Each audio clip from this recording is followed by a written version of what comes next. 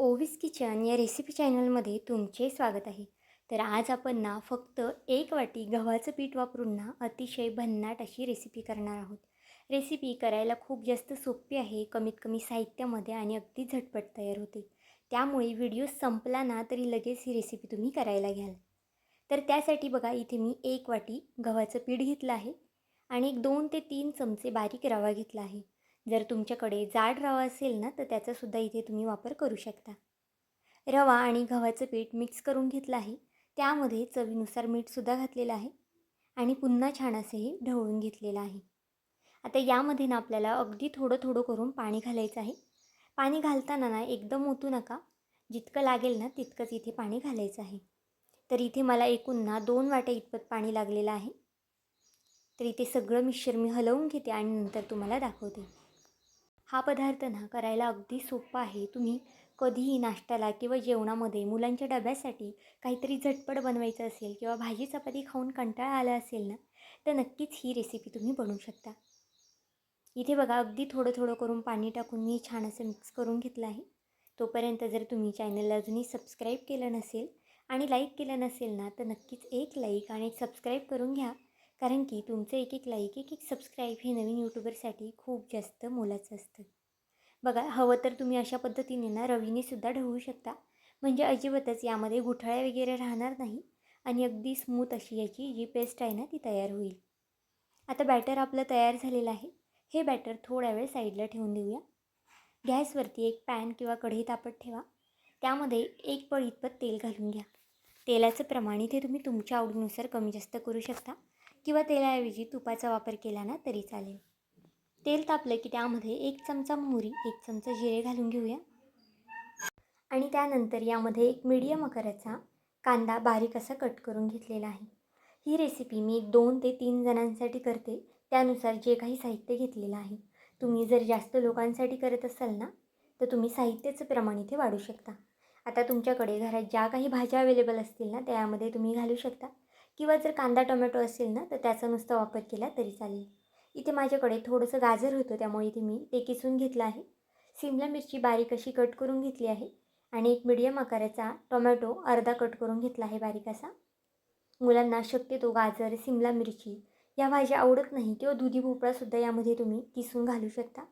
दुधी भोपळासुद्धा मुलं खात नाही, त्यामुळे नक्कीच एकदा दुधी भोपळासुद्धा तुम्ही यामध्ये घालू शकता आणि मुलांना खाऊ घालू शकता. आता हे छान असं आपल्याला तेलावरती परतून घ्यायचं आहे. आता यामध्ये चवीनुसार अगदी थोडंसं मीठ घालायचं आहे. मीठ बघा खूप जास्तसुद्धा घालायचं नाही. जितका भाज्या तुम्ही घातल्या आहेत ना, तितकंच इथे मीठ तुम्हाला घालायचं आहे त्यानुसार. कारण की आपण जे बॅटर तयार करून ठेवलं होतं ना, त्यामध्ये सुद्धा मीठ घालणार आहोत. एक मिरचीचा ठेचा इथे मी घातला होता. मिरची थोडीशी ठेचून घेतली आहे खलबत्त्यामध्ये आणि ती इथे तुम्ही घालून घेतलेली आहे. तिखट जर तुम्हाला जास्त आवडत असेल ना, तर तुम्ही 2-3 मिरच्या ठेचून घेतल्या ना तरी चालणार आहे. आता ह्या भाज्या थोड्या वेळ परतून घेतल्या आहे आणि नंतर नाही ते मी गॅस बंद करून घेतला आहे.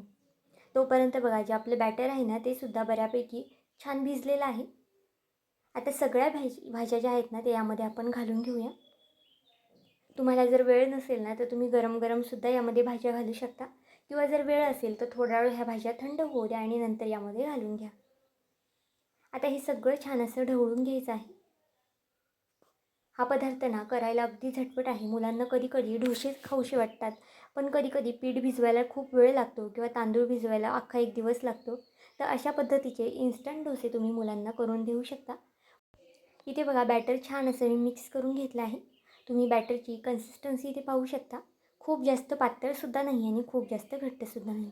तुम्हाला जर हे डोसे जे आहेत ना, ते थोडेसे कडक किंवा कुरकुरीत असे आवडत असतील ना, तर बॅटरमध्ये अजून थोडंसं तुम्ही इथे पाणी घालू शकता. आता इथे तव्याला तेल लावून घ्यायचं आहे.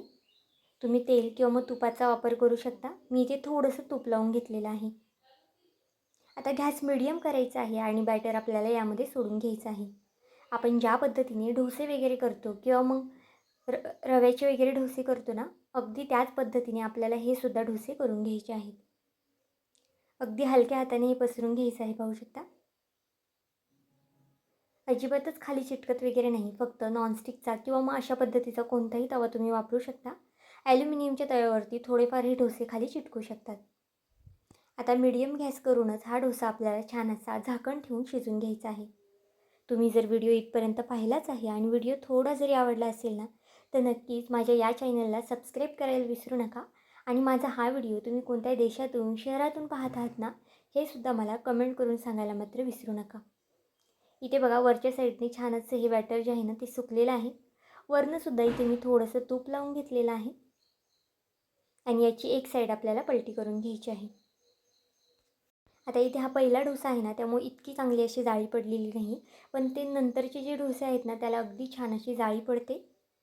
जर तुम्हाला खूप जास्त जाळी पडलेले डोसे आवडत असतील ना, तर तुम्ही यामध्ये बॅटरमध्ये अगदी थोडासा चिमूटभर सोडा वगैरे सुद्धा घालू शकता. पण इथे मी अजिबातच सोड्याचा किंवा इनोचा वापर केलेला नाही, त्यामुळे खूप जास्त अशी जाळी पडलेली नाही.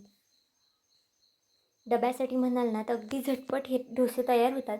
तुम्हाला हवं असेल तर तुम्ही संध्याकाळचंच हे बॅटर फ्रीजमध्ये करून ठेवू शकता आणि उठल्या उठल्या असे गरमागरम मुलांना डब्यासाठी हे डोसे करून देऊ शकता. अगदी झटपट होणारी आहे आणि मुलांनासुद्धा रोजची भाजी चपाती खाऊन कंटाळा येतो, तर अशा पद्धतीचे हे गरमागरम तुम्ही डोसे त्यांना देऊ शकता. यासोबत कोणतीही चटणीची सुद्धा गरज लागत नाही. पण जर तुम्हाला हवं असेल ना, तर तुम्ही टोमॅटो केचपसोबत हे डोसे खाऊ शकता. आता बघा हा सुद्धा डोसा मी करून घेतला आहे आणि यावरती सुद्धा झाकण ठेवून एक 3 ते 4 मिनटासाठी वाफ काढून घेऊया. ही रेसिपी तुम्ही पाहुणे-रावळे आले ना तरीसुद्धा करू शकता. कारण की नाश्त्याला काय बनवायचं सुचत नाही, तर अशा पद्धतीचे हे इन्स्टंट डोसे तुम्ही बनवून देऊ शकता त्यांनासुद्धा. पाहू शकता आपला सुरुवातीचा जो डोसा होता ना, त्याला इतका छान अशी जाळी पडली नव्हती. पण जो नंतरनं जो डोसा करून घेतला होता ना, त्याला अगदी छान अशी जाळी पडलेली आहे. आता वरनंसुद्धा अगदी छान असं तूप लावून घेऊया आणि हा सुद्धा डोसा पलटी करून घेऊया. अशाच पद्धतीचे सगळे डोसे मी करून घेते आणि नंतर तुम्हाला दाखवते. इथे पाहू शकता आपले छान असे खमंग जाळीदार डोसे तयार झालेले आहेत. रंगसुद्धा अगदी सुरेख असा आलेला आहे आणि अगदी सॉफ्ट झालेले आहेत. डब्याला दिले ना आणि थंड झाले ना तरीसुद्धा खायला अप्रतिम लागतात ते. त्यामुळे नक्कीच एकदा ही गव्हाच्या पिठाची पौष्टिक रेसिपी करून पहा. तर आजची ही रेसिपी तुम्हाला कशी वाटली मला हे कमेंट करून नक्की सांगा. आणि चॅनलवरती नवीन असाल, चॅनलला अजूनही सबस्क्राईब केलं नसेल तर एक लाईक आणि सबस्क्राईब करायला विसरू नका. पुन्हा भेटूया आपण अशाच एका नवीन व्हिडिओमध्ये. तोपर्यंत बाय.